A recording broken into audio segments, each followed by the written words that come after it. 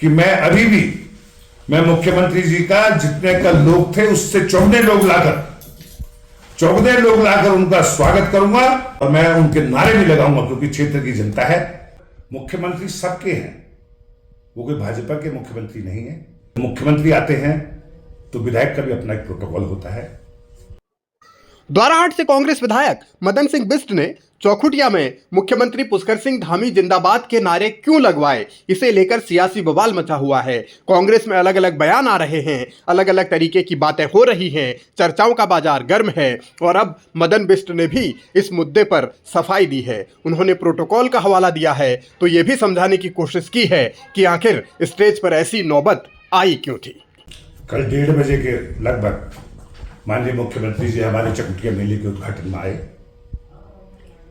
Protocol के हिसाब से विधायक होने के नाते जब मुख्यमंत्री आते हैं तो विधायक का भी अपना एक प्रोटोकॉल होता है और मुख्यमंत्री सबके हैं, वो कोई भाजपा के मुख्यमंत्री नहीं है, वो सबके मुख्यमंत्री हैं। हम कई चीजें लोग कह रहे हैं कि हमने सोशल मीडिया में देख रहे थे, कई लोगों ने डाला भी हुआ है, लेकिन हम वो सिपाही हैं कांग्रेस के जो एनएसवाई यूथ कांग्रेस से लेके और आज तक हम इस कांग्रेस पार्टी में रहे हैं। और जबकि कांग्रेस जब सरकार 2016 में टूटी थी तो उस सरकार को बचाने वाला भी मदन बिष्ट था।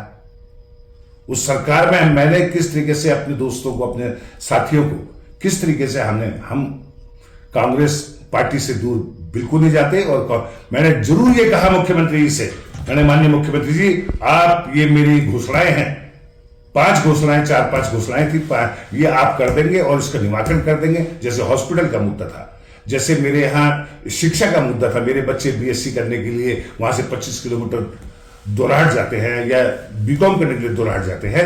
लेकिन उसके पहले मैंने रोडों की हालत दिखाने के लिए भी हमने खुद गड्ढे भरे। जब मुख्यमंत्री जी आ रहे थे तब हमने गड्ढे भी भरे, लेकिन माननीय मुख्यमंत्री जी ने वहां पे 3 मांगे मेरी मान ली और उसके साथ साथ उन्होंने कहा कि इसका मैं जल्दी जियो भी कर दूंगा और आपके ये कार्य भी होंगे। वर्तमान में क्या चल रहा है, भविष्य में क्या होगा, इस सब के इतर मदन बिष्ट ने अपनी सियासत का इतिहास भी बताया है, 2016 का काला अध्याय भी याद दिलाया है। साथ ही मदन बिष्ट ने यह भी कहा है कि वो तो मुख्यमंत्री धामी का 4 गुना ज्यादा भीड़ के साथ स्वागत करने के लिए तैयार हैं, लेकिन इसके लिए उन्होंने शर्त भी रखी है। अब यदि वो नहीं करेंगे तो क्या हम उनके विरोध में नहीं खड़े होंगे? मैं अपने क्षेत्र की जनता से सबसे इकट्ठा करके उनके उसमें भी कार्य करूंगा। लेकिन यदि मुख्यमंत्री जी ने ये कार्य मेरे सारे कर दिए, मैं खुले दिल से कहना चाहता हूं कि मैं मुख्यमंत्री जी का जितने का लोग थे उससे चौगुने लोग लाकर उनका स्वागत करूंगा। ये मैंने कहा और मैं उनके नारे भी लगाऊंगा, क्योंकि क्षेत्र की जनता है, क्षेत्र की समस्याएं हैं, जो क्षेत्र का भला करेगा उसके नारे वो कोई भी पार्टी के हो, मुख्यमंत्री सबका होता है।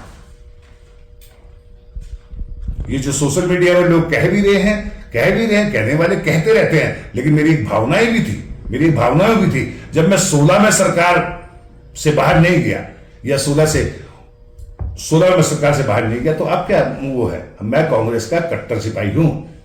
ये कांग्रेस की परिभाषा जितनी मैं जानता हूं और कांग्रेस को जितने अच्छी तरीके से मैं जानता हूं, मेरी 40 साल की राजनीति हो गई, मैं 22 साल की राजनीति में 21 साल की राजनीति में दिल्ली विश्वविद्यालय में डिग्री कॉलेज का अध्यक्ष रहा हूं और 86-87 में दिल्ली विश्वविद्यालय का अध्यक्ष रहा हूं, उपाध्यक्ष रहा हूं और दो बार डिग्री कॉलेज का अध्यक्ष बनना, वो भी आरएसएस के कॉलेज में अध्यक्ष मैं बन के आया हूं। ये लोग मुझे ना समझाएं और न मुझे वो करें। मैं कांग्रेस का पक्का सिपाही हूं, चाहे मेरी जान चली जाए, चाहे मेरा कुछ भी हो जाए, मैं कांग्रेस का सिपाही रहूंगा।